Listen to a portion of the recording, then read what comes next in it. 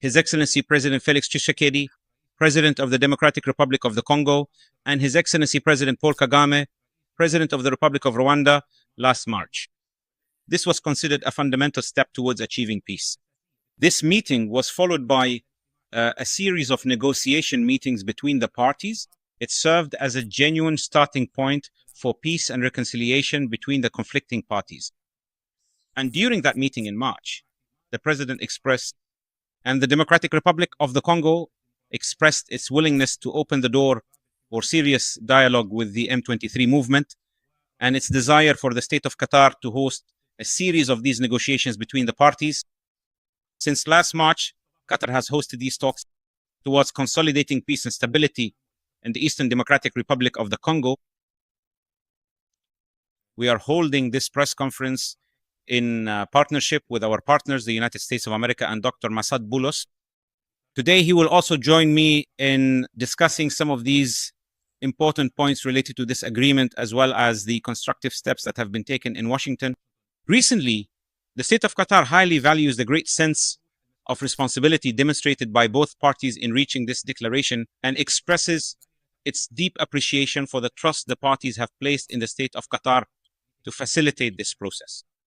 We also commend the significant support provided by His Excellency President Felix Tshisekedi, President of the Democratic Republic of the Congo, and his full support for a peaceful resolution to end the conflict. We also appreciate the negotiating delegation of the Congolese government who participated with us in these sessions and demonstrated patience and commitment. We also express our great appreciation for the constructive cooperation shown by the Vice President of the M23 movement, Mr. Bernard Bisimwa, and the accompanying delegation.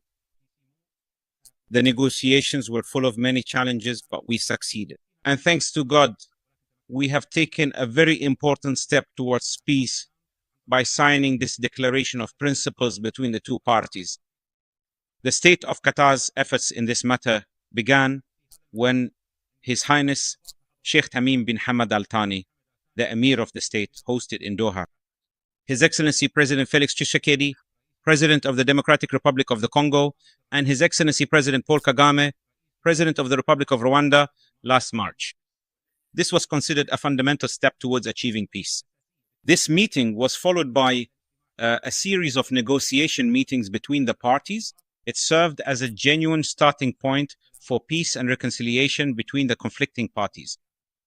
And during that meeting in March, the President expressed, and the Democratic Republic of the Congo expressed its willingness to open the door for serious dialogue with the M23 movement and its desire for the state of Qatar to host a series of these negotiations between the parties. Since last March, Qatar has hosted these talks directly, which have been characterized by a spirit of positivity and responsibility, stemming from a firm belief in the importance of dialogue as a fundamental means to resolve conflicts between the parties, which resulted in reaching this historic declaration. The leaders established a true starting point for the peace process, charting a path that led to positive developments and important agreements, foremost among them the Washington Agreement between the Democratic Republic of the Congo and Rwanda, signed on the 27th of June 2025. Today's announcement comes as a culmination of the close coordination that accompanied this agreement. This declaration not only represents a commitment to ending violence, but also serves as a pivotal step and a practical roadmap toward national reconciliation. It lays the foundation for a new phase of partnership among the various components of society in the Democratic Republic of the Congo, including armed groups that have chosen to prioritize the greater good. It also opens the door for an active role by the international community to support efforts to build peace and promote sustainable development in conflict-affected areas. Through this agreement, which includes a number of provisions, both parties affirm via the Declaration of Principles their determination to achieve a permanent cessation of violence and attacks. They also commit to building trust through various measures, including clear mechanisms related to the exchange of prisoners and detainees. Additionally, steps are being taken toward a comprehensive agreement that reaffirms the restoration of state authority over all its territories and facilitates the safe and dignified return of displaced persons and refugees to their homes. The Declaration of Principles signed today paves the way for the start of direct negotiations toward a comprehensive peace. It addresses the deep-rooted causes of the conflict with a commitment to responsibly implementing the provisions of the agreement in a dignified manner. Thanks to its efforts, the state of Qatar has played a pivotal role in bringing viewpoints closer and building bridges between the parties, leading to this important moment. Nevertheless, the primary responsibility for implementing this agreement lies with the two parties to the agreement. We are fully confident in their ability to fulfill the commitments undertaken through this agreement, and that this achievement will serve as a solid foundation upon which a better future for the entire region can be built. In conclusion, I would like to express my deep gratitude to everyone who contributed with us to the success and achievement of today, foremost among them, the African Union, and His Excellency the President of the Republic of Togo, whose significant and clear efforts as the official mediator in this matter are greatly appreciated. All under the auspices of the African Union. We also value the strong support from our friend, the United States of America, and Mr. Saad Boulos, advisor to His Excellency the President of the United States. We must also not forget to thank His Excellency Mr. Mahmoud Ali, Chairman of the African Union Commission, for his continuous support of peace efforts on the continent. We also express our appreciation to a number of countries that had a very significant impact in reaching today's agreement. Among them are the Republic of Rwanda, as well as the United Kingdom through its special envoy, and also the Republic of France, which played a major role. In fact, there is an announcement of an upcoming conference to support the humanitarian operation in Eastern Congo and the Strategic Dialogue Group in the Netherlands, alongside all the countries and regional and international partners who supported the peace efforts and helped bring the parties closer together. Through this role, the state of Qatar embodies its steadfast vision of making mediation a fundamental pillar of its foreign policy. It reaffirms its ongoing commitment to supporting peace efforts, advancing sustainable development, and empowering peoples to achieve stability through justice, participation, and mutual respect. We hope that this announcement will represent a serious step toward establishing lasting peace and achieving sustainable development in the eastern region of the Democratic Republic of the Congo.